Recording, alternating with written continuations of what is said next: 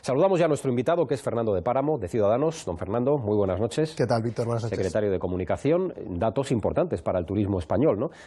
Lástima que al final en alguna comunidad autónoma se vieran un poco lastrados por la situación política, ¿no? Sí, buenos datos pese al desastre en Cataluña, ¿no? Es decir, celebrar esos datos que siempre son positivos porque sabemos que dejan mucho dinero en nuestra tierra, ¿no? Y desde luego que hay que celebrarlos, pero desgraciadamente, en concreto en Cataluña, pues esos datos de turismo han empeorado, ¿no? Y por tanto eso responde a la inestabilidad, eso responde a la irresponsabilidad de los gobernantes, que al final un político lo que debería hacer es traer inversiones, mejorar, ¿no? En definitiva, pues su sociedad, su entorno, sus empresas, sus trabajadores. Y en cambio hemos visto lo contrario, que en Cataluña pues los datos no son los esperados. El independentismo trae crisis. En definitiva, el nacionalismo lo que trae no son buenos datos económicos, sino malos datos. Hemos visto también fugas de empresas a lo largo de todos estos meses. Por lo tanto, el balance del señor Puigdemont es muy negativo. Vamos a lo que puede ocurrir en ese futuro inminente en Cataluña. Ya ha visto cómo en nuestros titulares lo reflejábamos, que Esquerra Republicana y el partido de Puigdemont están buscando la fórmula de que haya una investidura de carácter telemático. Hoy se ha abierto también la posibilidad de una investidura delegada, es decir, que otro diputado pudiera leer el discurso del candidato Puigdemont en caso de que éste no estuviera presente. Ellos alegan que el reglamento no lo prohíbe de manera explícita. ¿Cuál es la posición de Ciudadanos sobre todo esto? Bueno, si me permite la expresión y ser muy claro, me parece una tomadura de pelo que el señor Puigdemont pretenda gobernar Cataluña por Skype, por WhatsApp o por estos medios, ¿no? Me parece que no es serio. Y desde luego que nosotros no estamos de acuerdo con que eso se produzca. Al final, al señor Puigdemont le van a pagar el sueldo por ser diputado o presidente del Parlamento y tiene que estar físicamente en una investidura. Parece de sentido común.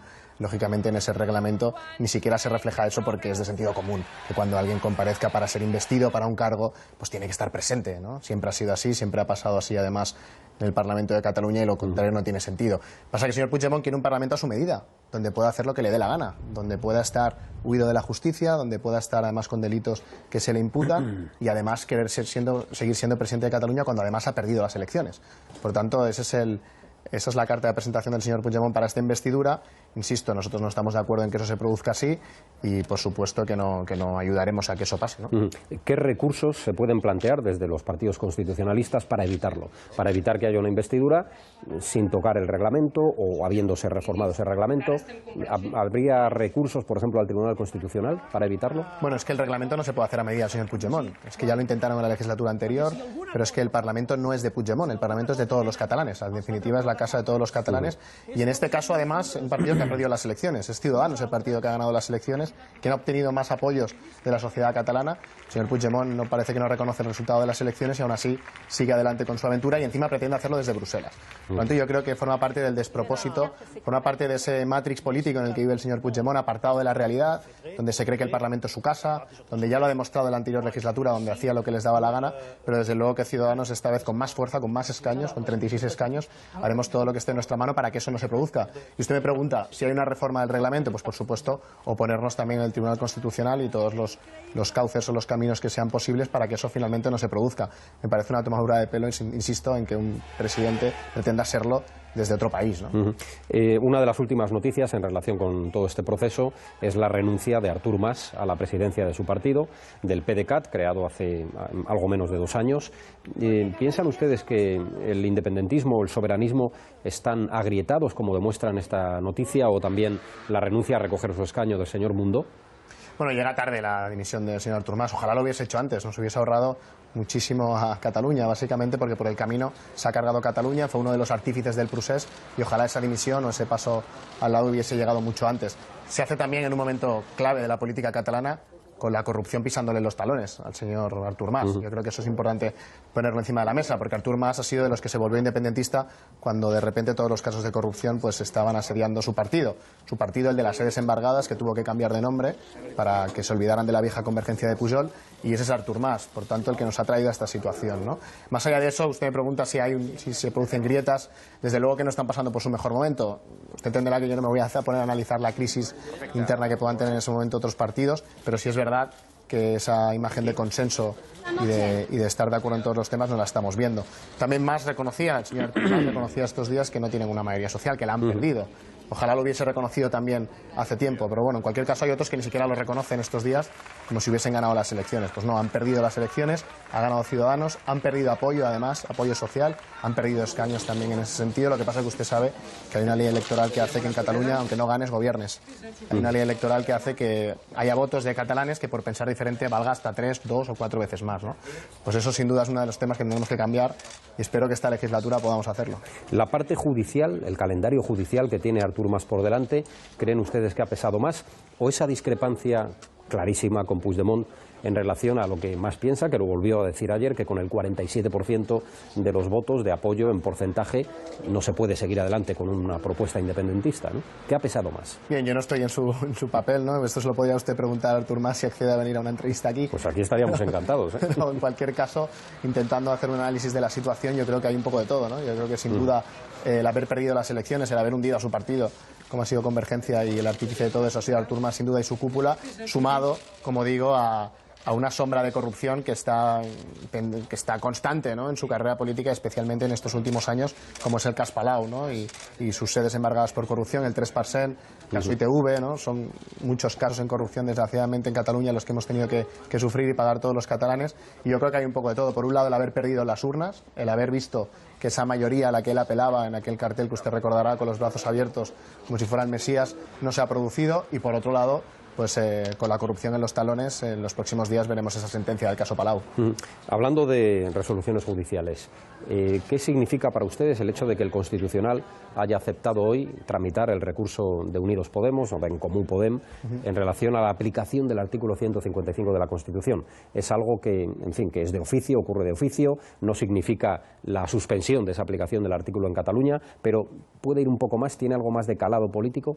Bueno, yo respeto a las decisiones judiciales. Nuestro partido lo ha defendido desde el primer día, el respeto a todas las decisiones judiciales, y la política, yo creo que no tenemos que entrar en valoraciones de las decisiones que toman los jueces, que toman los magistrados o que toman los fiscales. Yo creo que es un principio democrático de que los poderes funcionen de forma separada, de forma independiente, y por tanto nosotros respetamos esa decisión que ha tomado el Constitucional. Si es verdad que es un primer trámite, vamos a ver qué ocurre a partir de entonces y cómo se va desarrollando. También es verdad que la aplicación del 155 contaba también con informes del Tribunal Constitucional. Se ha demostrado además que fue una buena salida. Nosotros la defendimos desde el primer momento sin complejos.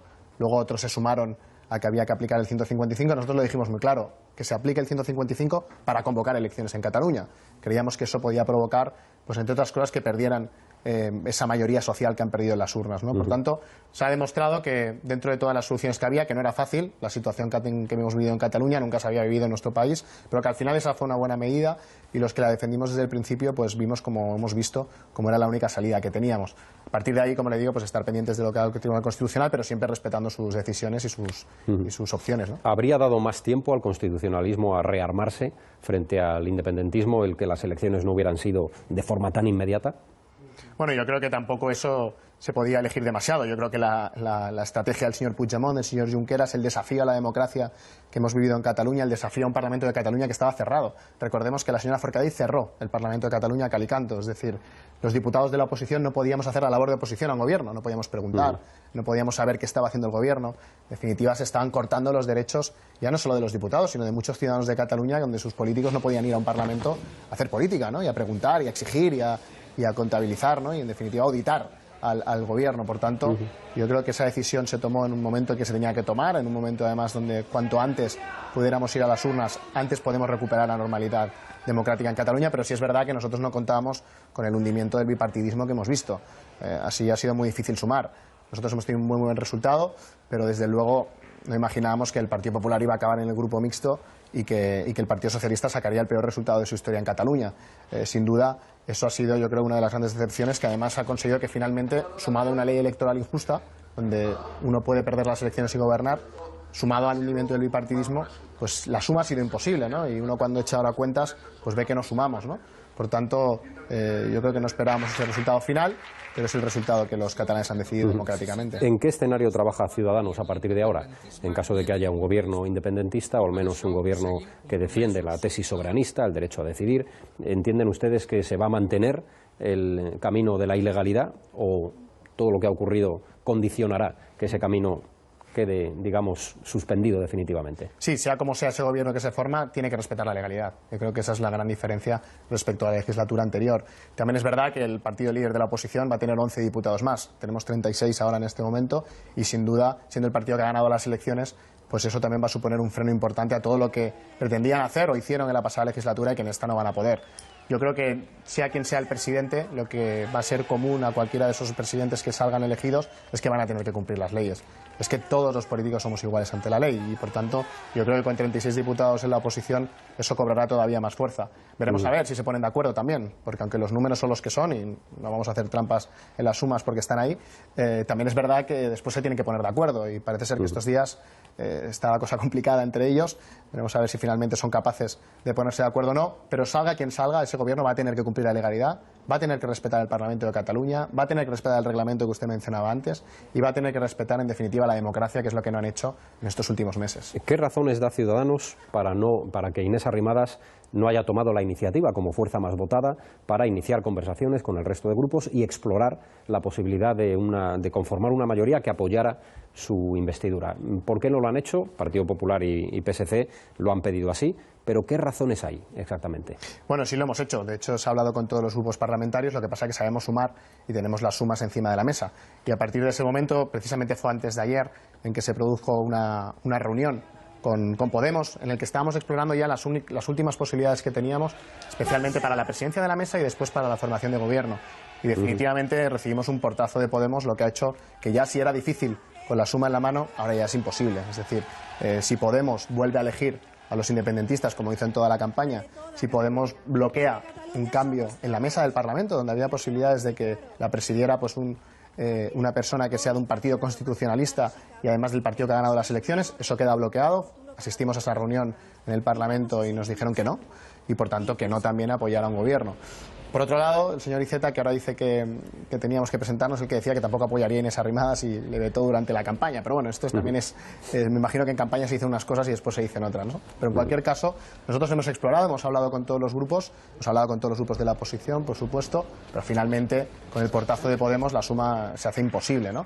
A partir de ahí, pues tenemos que seguir, desde luego, en esta legislatura, pues como le decía, garantizando que se cumpla la legalidad. Algo tan obvio, que sería obvio en cualquier parlamento, pero que en el nuestro, en el catalán, pues hay que recordarlo cada día. ¿Ha podido escuchar las manifestaciones que han hecho los padres de la Constitución en el Congreso? Miquel Roca, Pérez Llorca, también Herrero de Miñón, y digamos la doctrina que han dejado, lógicamente opiniones personales, pero son opiniones de personas que redactaron la Constitución vigente en nuestro país. ¿Qué le parece, por ejemplo, el hecho de que no les haya gustado mucho la idea federalista? Bueno, desde luego que escucharles. Yo creo que eso es lo primero que hay que hacer, escuchar a los padres de la Constitución, escuchar a esas personas que fueron capaces de ponerse de acuerdo en un momento complicadísimo, en un momento además que ahora, cuando echamos la vista atrás y vemos lo difícil que es llegar a consensos, ¿no? En este momento, pues sin duda eso tuvo todavía más mérito si cabe, y todo el respeto. Yo creo que eso es lo primero, y especialmente los que venimos nuevos a esto de la política, pues desde luego que escucharles, respetarles, como no puede ser de otra forma. A partir de ahí, pues yo me he quedado con algunas declaraciones que hablaban de la dificultad del consenso también que puede haber hoy en día, que yo no sé si es peor o mejor que la que tenían ellos en su momento, pero sin duda también va a ser muy difícil esa reforma constitucional, pero nosotros la vamos a defender. Yo creo que hay que actualizar la Constitución al siglo XXI y hay muchos temas que están pendientes. Nosotros los hemos defendido desde el primer día, somos un partido profundamente reformista. Es difícil, hay movilismo en el Partido Popular a muchas reformas, hay modelos que hoy los rechazaban precisamente esos padres de la Constitución que plantean muchos socialistas, por tanto será difícil, hay que hacer un gran consenso además, porque usted sabe que las mayorías son las que son para reformar la Constitución y por tanto hay que llegar a grandes acuerdos, pero yo no creo que haya que desistir de intentarlo. Nosotros lo vamos a seguir haciendo desde el primer día, hay muchas cosas que se pueden cambiar, que se puede actualizar especialmente el texto constitucional y eso no tiene que echarnos atrás. Pues enseguida continuamos nuestra conversación, Fernando de Páramo. Antes de eso vamos a repasar para todos ustedes los que son los protagonistas de la noche en 24 horas de hoy. A una semana de la constitución del Parlamento de Cataluña, Carles Puigdemont y Marta Rovira acordaron anoche en Bruselas no bloquear el inicio de la legislatura. También llegaron a un pacto para la constitución de la mesa del Parlamento con mayoría independentista. Queda por acordar la fórmula para investir al próximo presidente de la Generalitat. Esquerra apoyaría una investidura a distancia de Puigdemont si jurídicamente es posible. Los partidos constitucionalistas califican de engaño u ocurrencia esa vía. El PP anuncia que buscará un acuerdo con Ciudadanos y PSC para recurrir al Constitucional si se reforma el reglamento del Parlamento para permitir esa opción. Oriol Junqueras ha solicitado su traslado urgente a una prisión catalana para poder ejercer como diputado del Parlamento. En un escrito ha pedido al juez del Supremo, Pablo Llarena, poder asistir a los plenos de constitución de la Cámara Autonómica y a la sesión de investidura. Argumenta que su voto como diputado electo es indelegable y que su función en el plenario no puede ser sustituida. Lo analizamos en la noche con Celso Rodríguez, portavoz de la Asociación Profesional de la Magistratura. Análisis también en la noche de las palabras en el Congreso de 3 de los padres de la Constitución. Les hemos escuchado en la Comisión sobre el Modelo Territorial, una comisión que promueve el PSOE y que los socialistas plantean que pueda sentar las bases para reformar la Carta Magna. Miquel Roca cree que los cambios se pueden hacer dentro de la Constitución. Herrero de Miñón y Pérez Llorca señalan que cualquier cambio tendría que ser concreto y con un amplio consenso. Nos equivocamos en las previsiones económicas durante la crisis, ha dicho Pedro Solbes en la Comisión de Investigación del Congreso sobre la crisis. El ex vicepresidente económico socialista se ha referido a discrepancias que tuvo con Zapatero sobre el Plan E o el cheque bebé y ha asegurado que trató de frenar la burbuja inmobiliaria, pero la vivienda, ha dicho, era una prioridad política. La oposición ha agradecido la autocrítica con matices.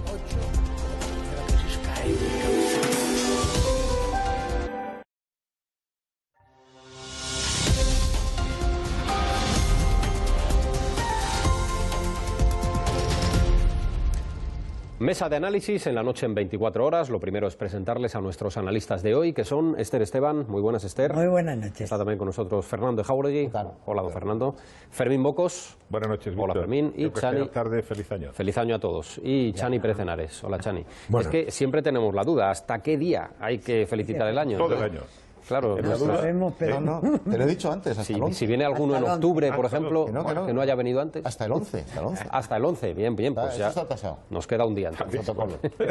Bueno, vamos a continuar nuestra entrevista a Fernando de Páramo, el secretario de Comunicación de Ciudadanos, así que ahora vuestras preguntas, Chani, son protagonistas. Bueno, yo lo primero, de verdad, mis felicitaciones, mi enhorabuena y sincera, de verdad, por el triunfo en Cataluña. Pero no le voy a preguntar por Cataluña. Le voy a preguntar por una cosa que creo que preocupa a mucha gente. En la abstención de Ciudadanos permitió que se aprobara en el Parlamento una proposición para derogar la prisión permanente revisable. Una fórmula legal que permite que psicópatas homicidas, casos absolutamente excepcionales de violadores y asesinos, etcétera, puedan permanecer en la cárcel durante tiempo indefinido, revisando, etcétera, en tiempo.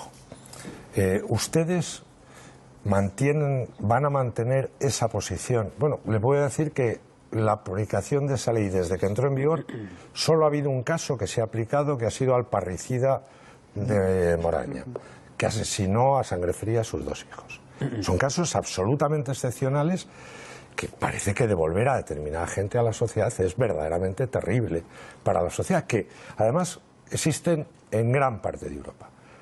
Su posición permitió que esto se tomara en consideración, vamos, que se aprobara. ¿Va a mantener Ciudadanos esa misma posición?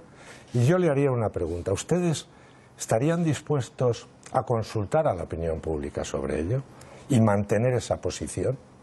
¿O piensan cambiar esa actitud entendiendo que, bueno, la prisión permanente revisable no es algo fuera ni de la legalidad europea ni de la democracia, puesto que los países democráticos más avanzados la tienen? Sí, la votación de esa abstención, mis compañeros en el Congreso de los Diputados, fue precisamente por esas dudas constitucionales que hay sobre esta medida. Nosotros somos partidarios de que se ¿Qué dudas produzca constitucionales? Discúlpeme. dudas constitucionales que hay sobre la medida.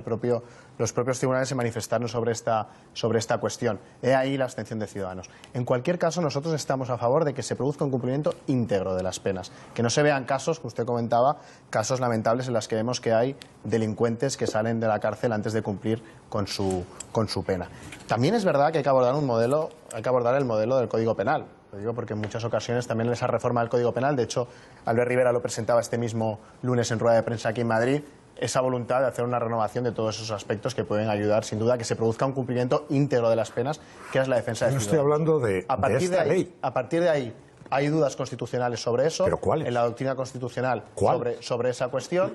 Ciudadanos, por eso Ciudadanos nos abstuvimos respecto a esa cuestión, pero nuestra postura es clara. Cumplimiento íntegro de las penas. Pero que yo no le estoy preguntando por el cumplimiento íntegro de las penas, sino por la derogación. ¿Están ustedes a favor de mantener? Y ya le he respondido por qué Ciudadanos se abstuvo en esta cuestión. Otros votaron en contra, que por eso, entre otras cosas, pero su abstención salió adelante. Su abstención permitió que eso saliera. Y otros votaron en contra y por eso salió adelante. ¿Mantendrán esa actitud? ¿Están a favor de que se derogue esta ley, este artículo? ¿Sí o no? Si es tan simple. Bueno, es que es muy fácil, por eso Ciudadanos se abstuvo en el Parlamento cuando tuvo que votar. Yo creo que nuestra posición está fijada de la forma más clara que hay, que es dándole un botón y votando en un Congreso de los Diputados. Por lo tanto, esa fue la postura de Ciudadanos, la abstención. Insisto, respecto a las cuestiones constitucionales y a las dudas un referéndum y a las dudas constitucionales que hay. No lo hemos valorado. Miren, no hemos valorado esa cuestión. Es que la opinión pública, si lo someteríamos o no lo someteríamos a un referéndum. Eso no lo hemos valorado. ¿Aceptarían esa posición, esa posibilidad? No le puedo decir esa respuesta porque no lo hemos valorado. Y yo no he valorado en este momento si se haría un referéndum o no se haría un referéndum. Entenderá además que pues esa postura no la puedo fijar yo ahora en este momento sobre esa cuestión. Pero lo que sí le puedo decir es que respecto al posicionamiento nuestro en ese sentido es claro. Y le insisto, la cuestión que planteamos ese lunes, que además se abrió un debate también sobre esa cuestión en los medios de comunicación y me parece interesante, que es esa reforma del Código Penal en muchas de esas cuestiones que quizás son más importantes que esta votación en concreto de la cuestión de pregunta. Fermín, tú dirás. Don Fernando, yo sí que voy a ir a Cataluña, pero no para hablar de referéndum, sino para volver un poco a la posición inicial de su partido y de la señora Inés Arrimada, la cabeza de la lista más votada, y al margen de las insidias de los dirigentes del PP o del PSC que les empujan a ustedes como diciendo, hombre, no se atreven, sabiendo que la aritmética parlamentaria no daría en principio, salvo cambio que nos espera de Podemos. Pero ¿por qué no aprovechar una oportunidad de oro como es la presentación de una candidatura que, con arreglo al reglamento del Parlamento de Cataluña, permitiría 2 días de debate, la retransmisión obligatoria a través de TV3, entiendo que a través de nuestro centro regional y presumiblemente con notabilísimas intervenciones en el conjunto de las televisiones de alcance estatal? Todos hemos evocado lo que ocurrió en la época en la que Felipe González, a sabiendas de que el PSOE no tenía la aritmética a favor, sin embargo, optó a presentar su candidatura, fue derrotado, pero ahí el pueblo español vio que, al margen del señor Adolfo Suárez, que luego ganó las elecciones, tenía otro líder. Y de hecho el PSOE luego ganó las elecciones. ¿Por qué rechazar esa oportunidad de oro? Bueno, habrá muchas oportunidades de debatir en el Parlamento de Cataluña. Estoy convencido que habrá tiempo cuyo para televisar. No sé si TV3 los televisará, pero, hombre, no le pero en cualquier caso habrá... Estaría obligado por el reglamento del propio Parlamento de Cataluña. Sí, por supuesto, era una broma. Estoy convencido de que habrá otras oportunidades para ese tipo de debates, pero yo creo que en una investidura como este caso... un debate, es la presentación de todo un programa de gobierno. Sí, pero yo creo que en este caso, usted lo decía al principio, los números son los que son. Y las mayorías son las que son. Y lógicamente, pues cuando uno se presenta a una investidura, uno de los objetivos principales debe ser poder ganar esa investidura y poder ser presidente. No necesariamente. ¿No? A partir de ahí, bueno, nosotros ¿dónde está la osadía de un partido joven que no pertenece a la vieja clase? Nosotros entendemos que en ese momento, pues los números son los que son.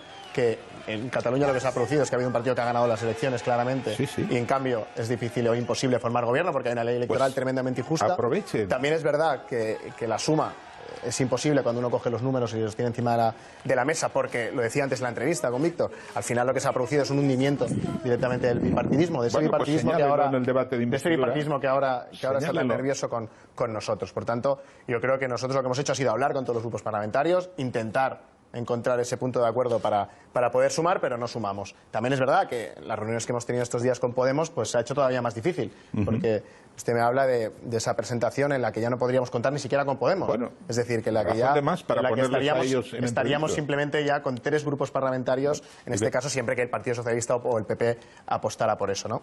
Por lo tanto, yo creo que sería absurdo o en cualquier caso sería inútil. En mi opinión, pierden ustedes una oportunidad de oro, de verdad. Bueno, en nuestra opinión, insisto, sería un debate que no tendría ninguna utilidad, porque no sumaría, en el que además Podemos, en las últimas horas, ha cerrado la puerta de manera clara y, por tanto... Don Fernando, y es la última consideración, si me lo permite nuestro director. La democracia es un régimen de opinión pública y la opinión pública se forja precisamente escuchando a los líderes y sus propuestas, no hablando siempre del monotema, sino qué soluciones tiene Ciudadanos Sí, por supuesto. para la sanidad, para la Estoy totalmente de educación, acuerdo. para los trenes, para Por los eso habrá problemas tiempo. reales que tiene Cataluña. Correcto, por eso en la legislatura habrá tiempo de hacerlo. Bueno. De hecho, nuestro partido es el que más propuestas sociales ha presentado en todo el Parlamento de Cataluña, más que Esquerra Republicana que Se quejaba usted de que les habían incluso expulsado del Parlamento, o sea que las ocasiones... Sí, lo cerraron. De hecho, yo como diputado vi cómo cerraban el Están por ver. Parlamento, En fin. literalmente. Fernando, tu cuestión. Yo le voy a preguntar una cosa que estoy leyendo en un periódico nacional, que es El País, que es un periódico importante. Dice, ¿será Rivera el próximo presidente del gobierno? Oiga, ¿será Rivera el próximo presidente del gobierno? Dice más El País, déjeme ya que lo diga, porque parece que esto, oigan, les tienen ustedes muy contentos. La filosofía de Macron estaba antes en Ciudadanos que en el propio Macron. Bueno, o sea, estamos hablando de Macron Rivera.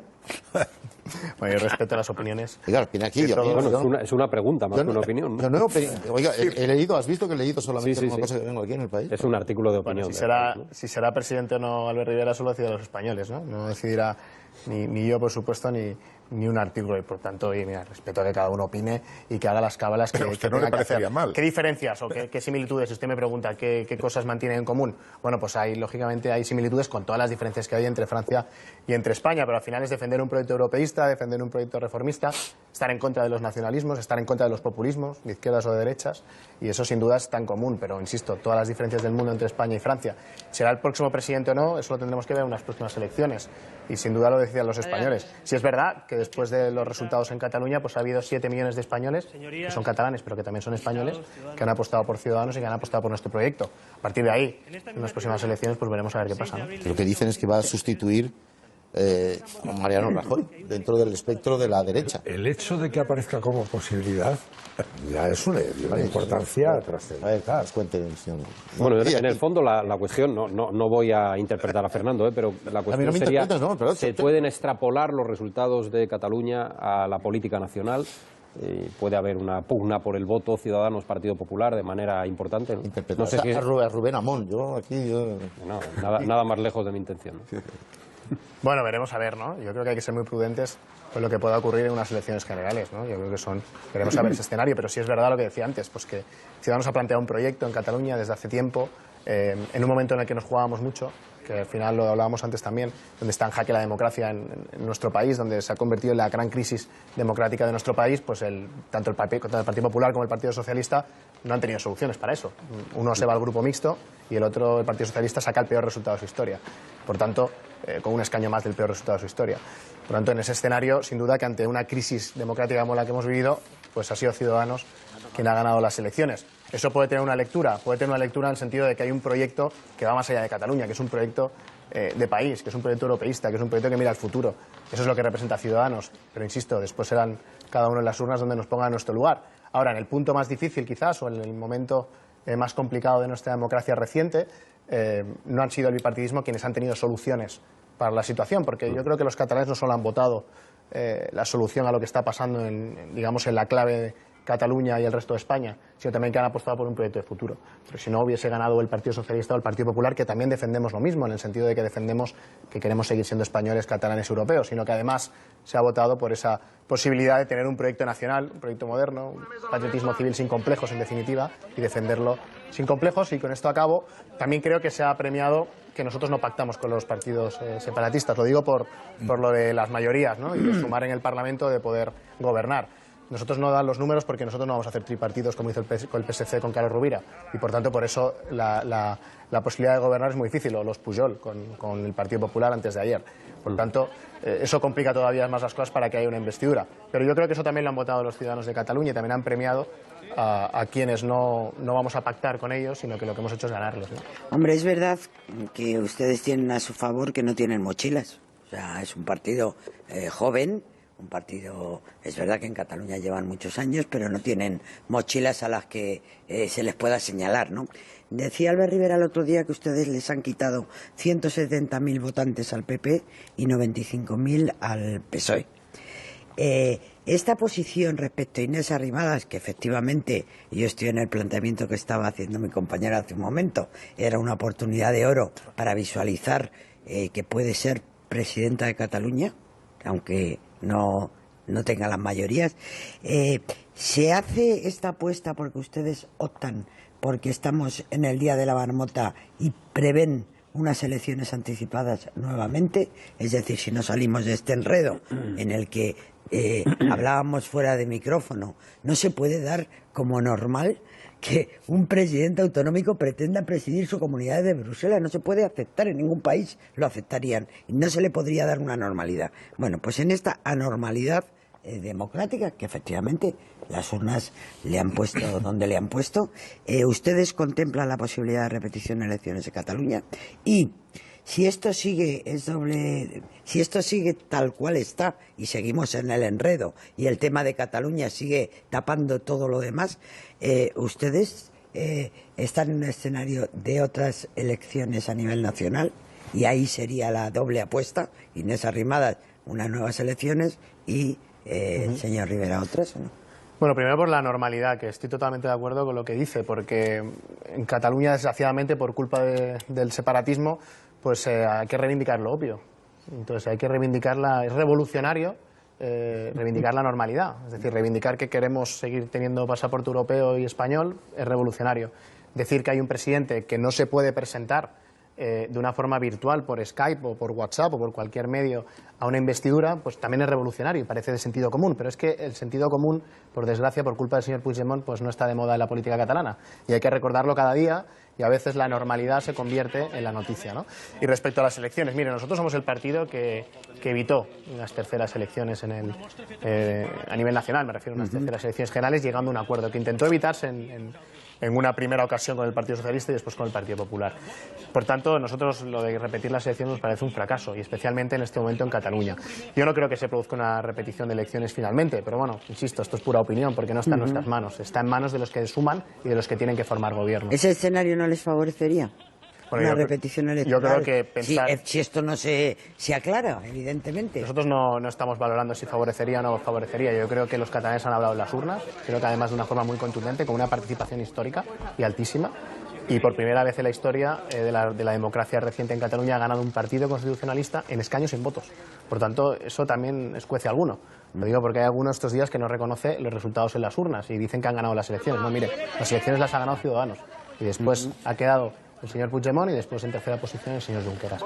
Por tanto, yo creo que los que tienen que formar gobierno tienen ahora la responsabilidad de que se repitan o no se repitan unas elecciones. Yo creo que ha sido muy claro el voto de los catalanes en las urnas, yo creo que la participación masiva que se ha producido ha sido muy clara, pero también le reconozco, pues mire, la ley electoral que tenemos actualmente pues es tremendamente injusta, porque hay votos que valen más que otros, porque uno gana las elecciones y en cambio no tiene mayoría de escaños y pueden gobernar los perdedores, en este caso de las elecciones, con una sobrerepresentación que no se corresponde con la representación de votos, ¿no? Porque hay la mayoría social, le ha dicho que no al señor Puigdemont, pero en cambio, como tiene una ley electoral, por cierto, una ley electoral que saben que es la ley electoral española, que se aplica en Cataluña porque no hay una electoral propia, y en eso son muy españoles. Esa no han querido cambiar. Aprovechando su respuesta, ¿el 155 se puede alargar mucho en el tiempo o va a tener una caducidad inmediata en el mismo momento que haya un Parlamento? O si se continúa en esto, y usted cree que seguirían en la misma línea PSOE, PP y Ciudadanos de esto.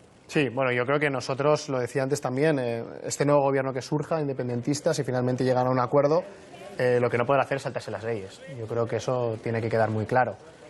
Podrán defender las ideas que defiendan, pero desde luego hay que cumplir la democracia y hay que cumplir la legalidad, cosa que no han hecho en anteriores ocasiones que lo hemos visto, ¿no? Por tanto, este nuevo gobierno deberá cumplirla. También habrá 36 diputados de Ciudadanos para recordárselo en cada día, desde luego, pero eso de la aplicación del 155, se alargará o no se alargará, como sabe, eso corresponde al Gobierno de España, esa aplicación y ese control de eso, pero en cualquier caso, si se cumple la legalidad, si se cumple pues lo que decíamos antes, la normalidad democrática, que es que los políticos cumplen las leyes y que no hay un Parlamento que se cierra a galicanto, pues eso es lo que tenemos que intentar, que se recupere esa normalidad institucional en Cataluña, que no seamos noticia cada día en la política catalana por desastres y por barbaridades jurídicas, ¿no? En el Partido Popular hay un lamento estos días, señor de Páramo, en relación a la calificación que en la campaña electoral Ciudadanos dio a los posibles votantes del PP, llamándolo voto basura.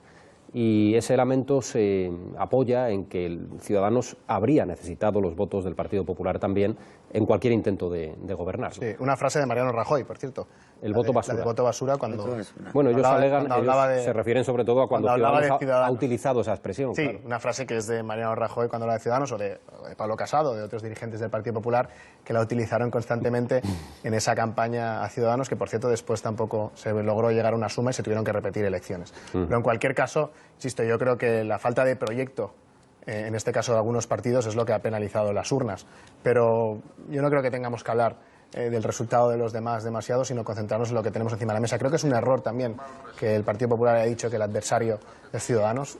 Yo creo sinceramente que hay adversarios ahora mismo a los que plantar cara en este momento democráticamente, por supuesto, y respetándoles, pero creo que hay adversarios en este momento como son los partidos independentistas y luego adversarios que están en la calle, que son en definitiva el paro, la corrupción, por cierto, que hemos visto que hemos empezado el año igual que lo acabamos, con imputados del Partido Popular también en materia de corrupción. Por tanto, esos son los verdaderos adversarios de los españoles, y yo creo además que en un momento como este los partidos constitucionalistas tenemos que estar unidos y que en un momento como este y ante el desafío independentista, pues no creo que sea un momento de decir que los adversarios somos Ciudadanos. Vamos, yo creo que hay adversarios que están ahí fuera que son más adversarios, ¿no?, que nosotros. Pero bueno, yo creo que también a veces, pues teniendo los resultados encima de la mesa, viendo el resultado que ha obtenido el PSC o el Partido Popular, en este caso en Cataluña, pues a veces no sé si se toman esas decisiones en caliente o esas valoraciones, pero bueno, yo no las comparto. Ahí lo dejamos. Fernando de Páramo, gracias por acompañarnos en La Noche en 24 horas. Hasta una próxima ocasión. Pues gracias a ustedes y hasta otra. Gracias y buenas noches.